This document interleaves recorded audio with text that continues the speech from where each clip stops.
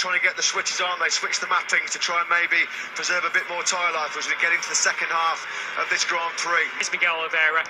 Looks like that's on the outside of turn 1. Well, unfortunately, this just continues. It's horrendous run. He scored just 9 points in the last 9 races of last year with 4 DNFs. And unfortunately... Whether Marc Marquez is just sitting pretty in 4th place. He seemed to want to talk his chances down over the course of the weekend of challenging for the win and for the podium. It's pretty clear at this course, the boss of the Gresini team, the widow of the late former 125cc world champion Fausto Gresini, fantastically carrying on. Fausto, can't believe it. What a disastrous night for the Ducati Lenovo team. Jack Miller already out, and bitterly he runs over to console Jorge Martin. Paul Espargaro, look, he's already looking if he's making a bit of a gap out of the front. He's a quarter of a second, 3/4 of a second, should I say, clear. Joyous, they took their first ever podium lockout in Valencia in their Grand Prix history since they arrived on the red bike so far this weekend. Now they're just still moving.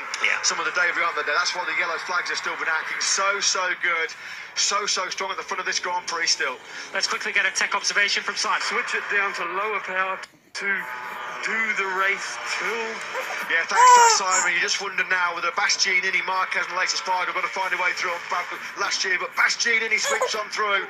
Beast mode engaged yet again. He knew he had to make that move. He could see Paul Espargaro just starting to put a bit of daylight at the... Can he now close the gap on Paul Espargaro? And crucially, can Marc Marquez quickly make the move? Bastianini wide, he's just going to hold it. Marc Marquez as well, so Enea Bastianini is still, of course, doing an amazing job as we come into the final sector on this lap 14. Yeah, much of that lap lead that Bastianini lost, those 3/10 in that second half of the lap. Pecco Bagnaia, the pre-season title favourite, no points. This was Fausto Gresini's dream. He put all the foundations in place to bring back his own team. Yeah, we know what happened, but I think Jorge was rather lucky. He might be sore tomorrow, but he'll be in the podium places at 2/3 distance in this Grand Prix is quite exceptional. You rode on board a moment ago with the world champion Fabio Quartararo. That gap now under a second. Fabio Quartararo at the moment, history. This is 136 MotoGP start. He's never had a single win. I think Paul Espargaro had it in him. They didn't think he had this resolve. They didn't think he had this speed. But here he is, putting up a... Now, in his 0.8 of a second. So Bastianini is starting to close in. But another rider with good late race pace. Espargaro, there's nothing wrong with the top speed of that factory Aprilia as well. Can we see the Espargaro brothers soon to be fighting together for the podium? Only ever happened twice before at the GP since Nobuatsu and Takuma Ryoki at Imola back in 1997. 25 long years ago. 5.5 to go. Binder at the moment looks like he is able to streak away from Marc Marquez. Here comes Alex Espargaro up the inside, and he leaves an elbow on Marc Marquez. Giannini, we talked about it so many times last year. He was the master of tyre preservation. How many times did he come from so far back? He's just set the fastest lap of the fence. Paul Espargaro trying desperately to cling on here to what will be a famous victory.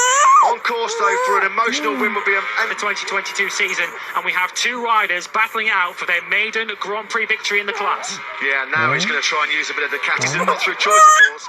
He's potentially on course to win the season-opening Grand Prix here in Qatar. They come through the fast right-handers. Plenty attack at turn 15. No, he's not going to take the big risk. It just looks a shake from the nose of that Honda for Paul Espargaro as he came round turn 14. But here's where we expect the straight past Paul Espargaro. Can Paul Espargaro get back past? Does he have any grip on the brakes to get past? No. Bastianini gets his stop to Paul Espargaro. In fact, runs wide. Brad Binder's in second. Paul Espargaro's got back on in third. He's just managed to hold up his brother, but yeah, now, what an emotional win this would be.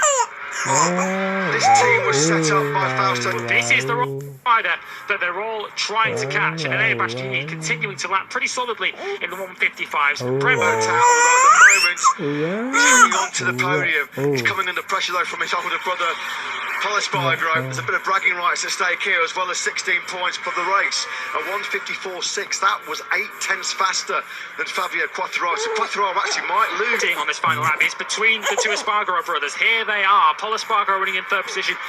And he hopes behind him. The tears are already flowing. We can't underestimate MotoGP. He loved and lived for racing. And there is Enea Bastianini has what, just over 5.3 kilometres to go between him. Lose this one. Brad Binder though, 2nd place incoming for the first Grand Prix of the season for the factory kit. Enea Bastianini on the Gresini Racing Ducati, the year-old GP Ducati 21. He threatened this when he topped the top. Right the way down to the checkered flag, but only 2 more corners to go. And here Bastianini just needs to keep it smooth. Reign supreme in the Middle East. What an emotional victory for an Espargaro does indeed hang on for 3rd spot. And Espargaro takes 4th. Did get Quartararo on the last lap. We'll just pause for a moment. Garage. Tears start flowing, and you can understand why. What an incredible